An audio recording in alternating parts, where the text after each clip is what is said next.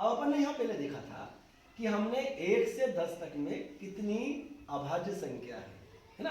तो हमको अभाज्य संख्या कौन कौन सी मिली थी? 2, 3, 5, 7 है ना। और ये जो हमने एक को विशेष संख्या बोला, ना ये अभाज्य है ना ये भाज्य है ना।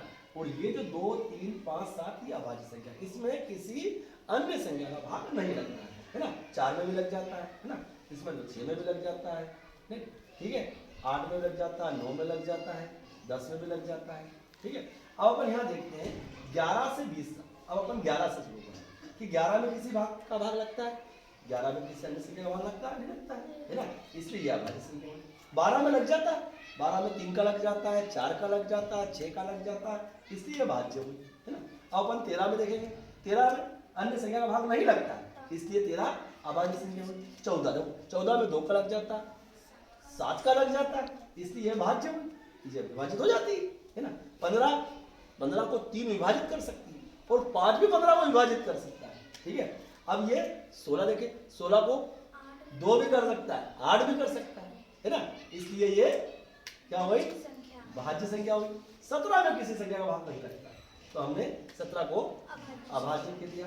अब 18 में लग जाता है, 2 का लग जाता है, 9 का 6 का भी लग जाता है, ठीक है। अब 19 में किसी संख्या का भाग नहीं लगता, 19 में लगता है, नहीं लगता, इसलिए अभाज्य संख्या हुई। और 20 में किसी संख्या का भाग लग जाता है, 2 का भी लग जाता है, 4 का भी लग जाता है, 5 का भी लग जाता है, 10 का भी लग जाता है, इसलिए ये भाज्य संख्या। अब हम ये कह सकते हैं किसी अन्य संख्या इनको विभाजित कर देती है, तो ये भाज्य या विभाज्य। विभाज्य क्यों कहा? ये विभाजित हो जाती है दूसरी संख्याओं से। और इनको हमने अभाज्य क्यों कहा? इनको ऋण संख्या भी कहते हैं, है ना। किसी अन्य संख्या से विभाजित नहीं होती, 2 किसी भी संख्या से विभाजित नहीं होती, 3 भी नहीं होती, 5 भी नहीं, 7 भी नहीं, 11, 13 है ना, 17, 19, ये 1 से 20 तक हम ये अभी देखें तो ये जो संख्या है ये किसी अन्य संख्या से विभाजित नहीं होती, इसलिए इन्हें हम अभाज्य संख्या कहेंगे या ऋण संख्या कहेंगे, ठीक है।